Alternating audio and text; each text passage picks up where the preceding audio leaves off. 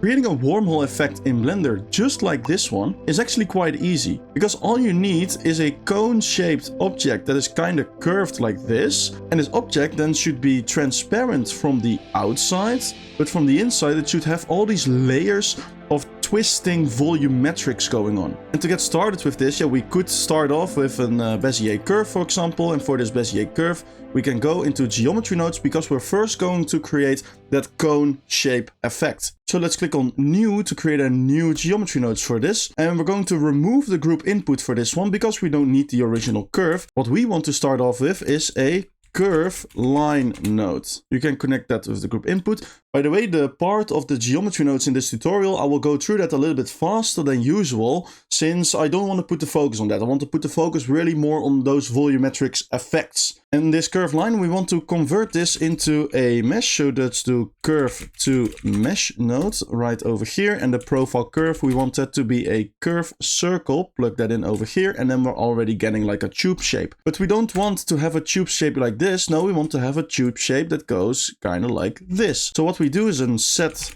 curve radius node, on which we can set the radius now.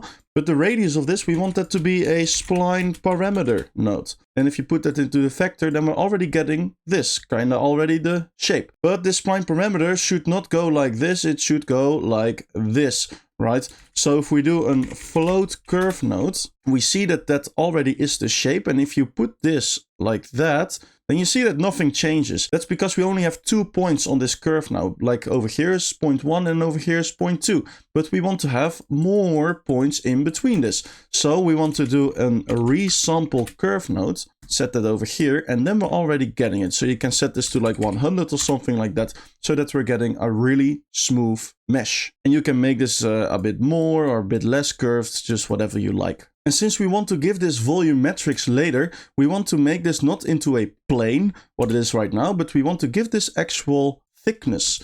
So we will do an extrude mesh node right over there. And obviously we want to turn off individuals, so that's just the mesh and not the individual faces. Let's set the offset down a little bit so that you can see we're really giving this some thickness. For now, I will set the offset on 0.07 or something like that. That's a good enough thickness for the volumetrics. However, then you will see the mesh is still open, right? The original plane is gone, but we still kind of have that. We still have that over here, right? If we join that like this, then we see the original one is over there. So what we want to do is we want to join these two together.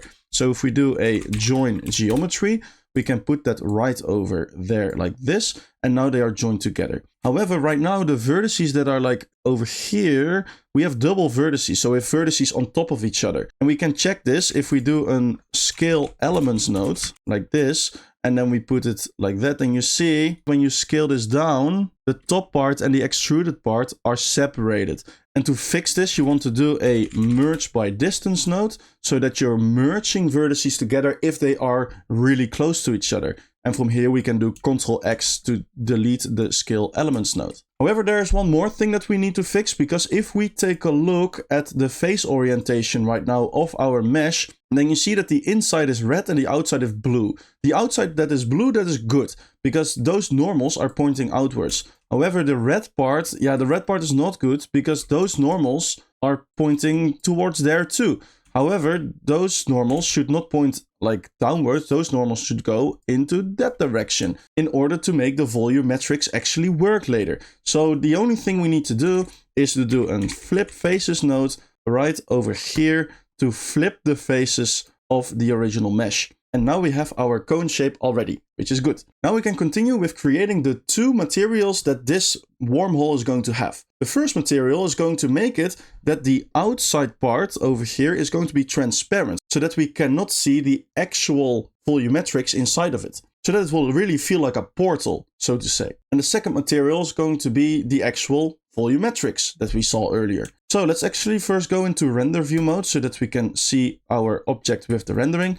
And then let's click on the object, go over here into the material properties. And if you click on new, you can create a new material. And let's name this material transparent or something like that. And then let's create a second material, which is going to be the volumetric or something like that. Let's make for now the volumetric red and the transparent blue, just for now, just so that we visually can see a difference between the two. But you see, if we make it blue and red, then we don't see anything changing on the actual mesh, right? And that's because when we're working with geometry nodes, we have to assign that material in geometry nodes. So if you do a set material node, we can set the first material as a volumetric, and then everything becomes red. So now to set the transparent material, we can do Shift D on this set material and then set this to transparent. And now you see it's always the transparent, right? But we want to make it that the outside is transparent and this part will become the red volumetrics for now. And so basically what we want is in the extrude mesh, we can see we have a top and a side. And let's visualize this. So if we do Ctrl Shift click, click on this, then we see that the top part is that side part over here. So if we connect top with the selection of the transparent set material, then you will see everything that should become volumetrics is now the volumetric material, which is good. And everything that should become transparent is the transparent material, which is perfect. So this is basically everything that we need to do regarding geometry nodes. So since we don't need geometry nodes anymore, I think it would be good if we change this geometry nodes to the shader editor. Just like that. And then we see, okay, we have the transparent over here. Let's do that one first. So let's make this that we can actually see through the mesh. And obviously we are not going to do the alpha on 0 because then we can still see the inside of it. And that's not what I want. I want to make it that everything that is behind this blue wall should be invisible. And you can do this with one simple node. So let's delete the principal BSDF and let's do a holdout node and connect it like this. And now you see everything is transparent. To make this actually work or to make this actually look better later in the render, you want to go into the render properties and then under film, you want to turn on transparent so that it's really transparent right over there, everywhere where it is. But you can see we can still look inside of it, which is perfect. So now that we have the transparency, let's switch over here from slot 1 to the slot of the volumetric, so slot 2. For the volumetric material, we do not want the principal BSDF. So let's click on that and let's delete it. What we want is an emission texture. And let's connect that with the surface for now. Later, we're going to connect it with a volume so that we really have it as a volume like this. But for now, surface is good. What we want to do is we want to have a noise texture. Right? We want to have a noise texture and we connect the vector of the noise texture with the color of the emission for now. So then we have this. So what we basically want in this is that the lower the noise texture gets, the more it twists around, right? Like a tornado kind of. So to do this, we want to do a texture coordinate and a mapping node. So if you click on the noise texture, you can do Ctrl T to get those two nodes. And then instead of the texture coordinates on generated, we want to use object. And actually, instead of previewing the noise texture, I want to do Ctrl Shift click on the mapping node so that we can visually see what the coordinates of this vector of the noise texture looks like. So basically now you see, okay, it goes straight down. But what I want is that the more it goes down, the more it twists around. So we want to change the rotation of the Z over here. You see, if we do that, then it already rotates, but we want that the more it goes down, the higher this Z rotation is. So first of all, we want to have control over the separate X, Y, and Z rotation. So we do a combine X, Y, Z, and we connect it like this. And then we want to have the Z location data of this texture, right?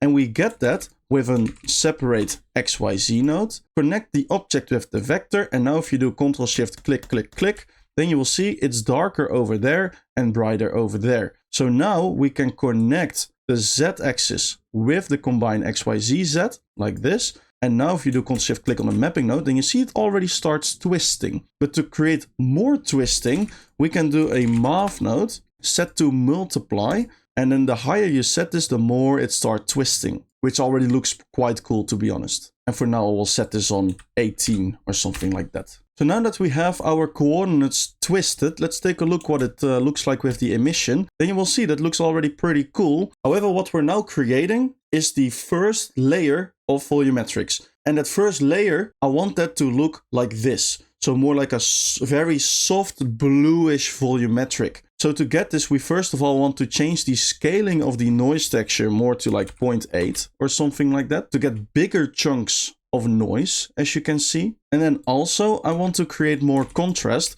with a color ramp. And then if you put it like this, then you see, okay, that looks cool already. But what we want to do is if you put it like this, we want to create another black part over there. I think that looks really cool. So if we do a black part over there, yeah. Maybe to make it a bit more visually more appealing, we can put the emission into the volume so that we're getting really what it looks like, so to say. So it looks like this, maybe a little bit bigger chunk. Yeah, something like that. And for the color of this first base layer, so to say, I found that it's cool that if it goes from blue kind of to purple in the middle. So let's do another color ramp and let's connect the Z location of the separate XYZ with the color ramp so that we can do this. So now we can say, okay, it should start on something bluish, something like this, and it should end on something purple-ish, something like this, right?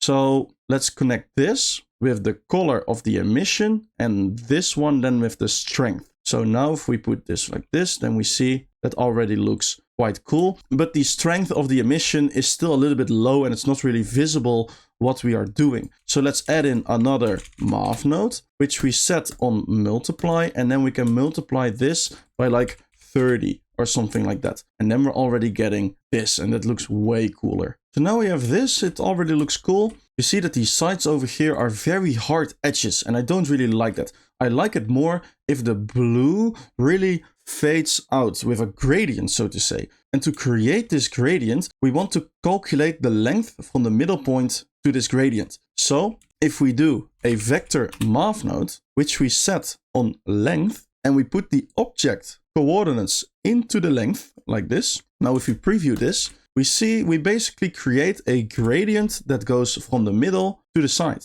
And to make the gradient like more darker, we can do another vector math node, but this time we set it on multiply. And what we want to do is we want to multiply the x-axis by 1 and the y-axis by 1. So that we really only have the x and y-axis and not the z-axis. We don't need that at the moment. So now that we have this, we can do a color ramp after the length node. And then let's switch the black part and the white part like that, right? And now you will see we already have a gradient of where we want to have the volumetrics. And now to really see the effect of this color ramp, we can multiply the output of the color ramp with the multiply node over here. So if we shift D this multiply node and we connect the color ramp with that, and then we disconnect the color ramp from the surface again, then we see, yes, that looks really good.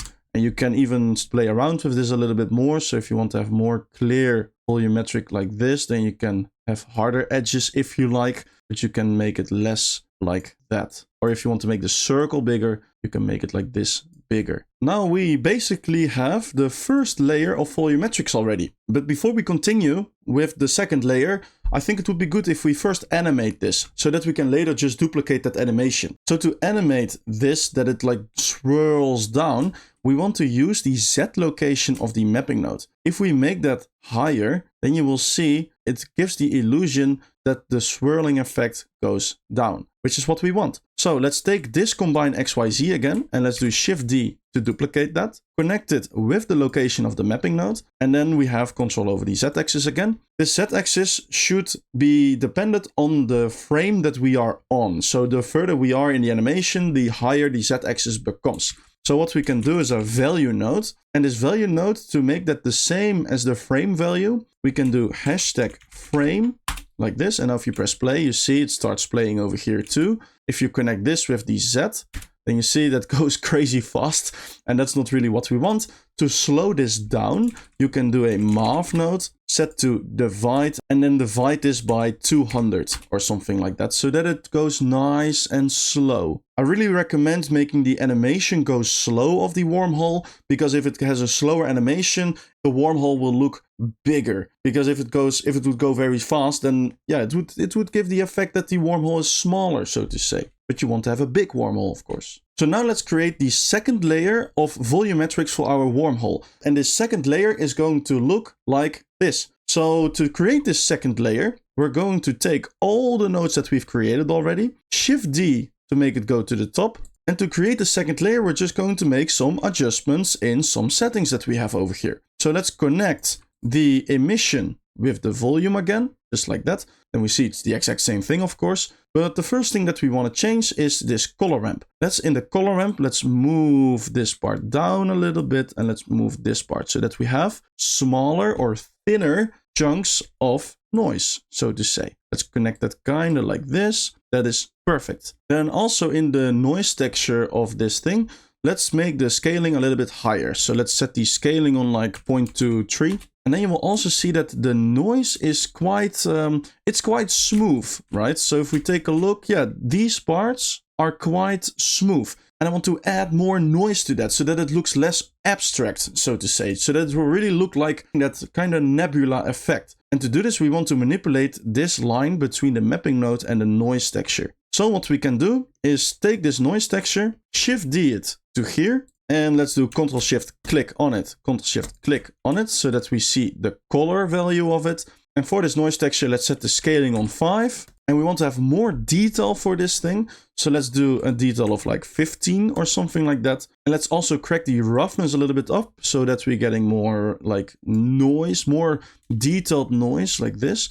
And then we want to mix this with the output of the mapping node. So if we do a mix color node, connect that over here. So let's see if you now do Ctrl Shift click on this noise texture and we set the factor for now on 0 so that it doesn't do anything. We can connect the color of the second noise texture with color B. And then you will see if you actually do Ctrl Shift click on the color ramp, then you will see that if you put the factor up, we're already getting more noisy parts like that, which looks pretty cool. So now let's see what it looks like with the volumetric by disconnecting the surface. It looks like this, which is awesome. And this volumetric, so this what we've created, we want to add that to the previous shader. So if we do an add shader node, we can connect that like this. We can add this one to it. And now we're getting this. So you're getting the base layer, plus you're getting this very subtle second layer with more noise on it, which I think looks really cool. However, what I forgot to tell you is that when you duplicate this value node, then you will see the hashtag frame thing is not duplicated over.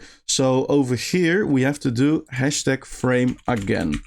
And then you will see it will still work, which is amazing. Oh, by the way, if you really want to change like the randomization of this noise over here, you can set this noise texture from 3D to 4D and then just change it to a different W value or something like that. It doesn't really matter what you set it on, but you can just find like the sweet spot of what looks good for you. So for the third layer, we're really going to focus on these strong nebula shapes, just like these, for example. So what we're going to do is very easy again. We're going to take the nodes of the second layer, and you guess it, we're going to press Shift D to duplicate them. Again, don't forget to type in hashtag frame in the value node over here so that you keep the animation. So let's now connect this emission to the volume output of the material output so that we can preview it. So some values that we want to change to get to that result. The noise texture, the first noise texture, we want to make the scaling lower. So let's set that on 1 or something like that. Then for the mix node over here, let's put that a little bit down so that the effect of the noise texture over here is a little bit less.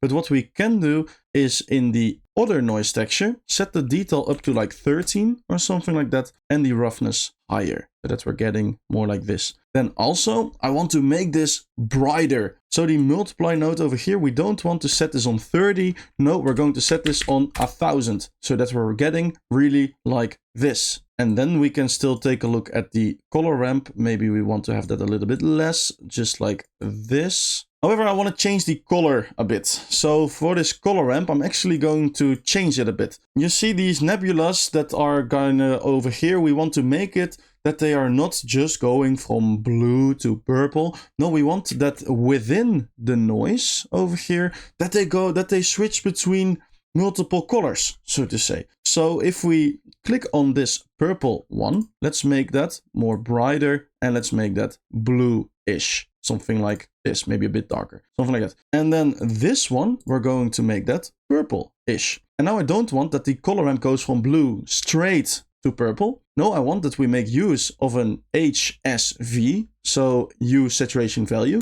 Now it makes use of this hue saturation value like over here, and it uses the near function. So basically it goes from blue to purple in the shortest way possible. But we want this to go from blue to purple like counterclockwise, like this. So that we're really getting like a rainbow, a lot of color effect. So if you do near to counterclockwise, then we're getting this already. Now it goes like a rainbow from top to bottom because we're still doing the separate XYZ DZ over here. I don't want to make this DZ anymore. I want that this color ramp is dependent on this color ramp that we're creating over here. So connect this one right over there. And then you see we're getting a very cool nebula effect already. And if you want to change easily the color of this nebula, you can do an hue saturation value node. Put that over there and then you can just change the hue to whatever color you like. For now, I like to have it on a value that makes it kind of purple-ish, something like that.